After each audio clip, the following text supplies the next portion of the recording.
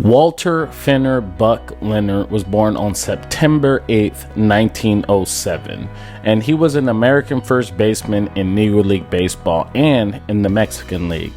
After growing up in North Carolina, he played for the Homestead Grays between 1934 and 1950, batting fourth behind Mr. Josh Gibson for many years. The Grays teams of the 1930s and the 1940s were considered some of the best teams in Negro League history. And Mr. Leonard never played in Major League Baseball. He declined a 1952 offer of an MLB contract because he felt he was too old.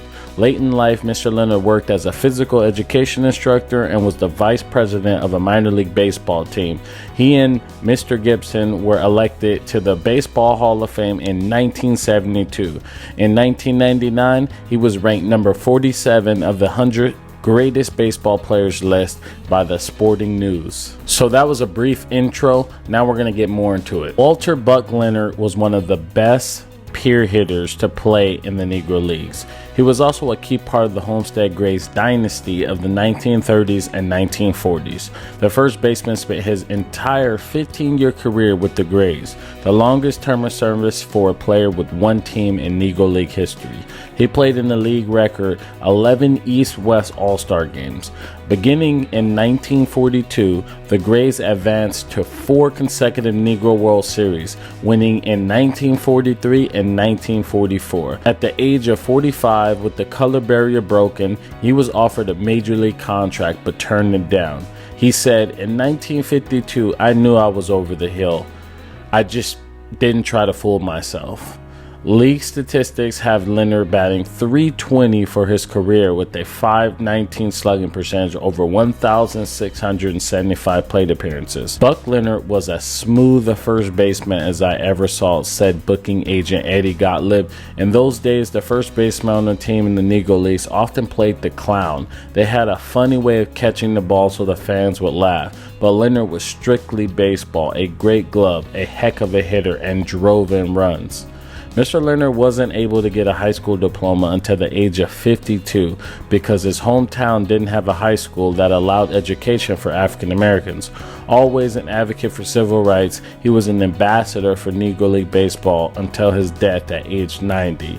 In 1999, the Sporting News ranked the slugger number 47 on its list of the 100 greatest baseball players ever. He was one of only 5 men on the list who played most of or their entire career in the Negro Leagues.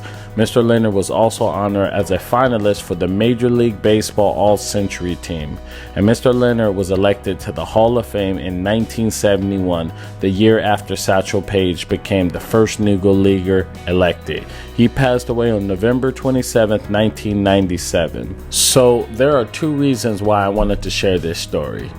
The first reason is because he batted behind Josh Gibson. He was the number 4 hitter, and that meant that people feared him as well. And for Josh Gibson to have his stats, they had to fear him as a hitter.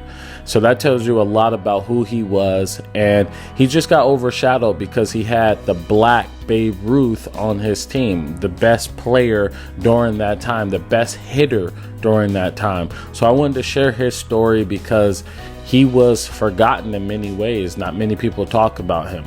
The second reason is because he was a great defensive first baseman.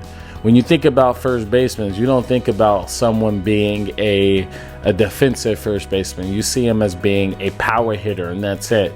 But he was a baseball player. He did both. He can hit, he could field, and that's why I wanted to showcase his story. So if you enjoyed this, hit the like button, subscribe to the channel if you're new here. I'm former Major League Baseball player Jermaine Curtis, and during the month of February, I am showcasing players who played in the Negro League. So if you're interested, tomorrow I'll have another video for you. All right, I want to thank you guys for watching, and I'll see you in the next video.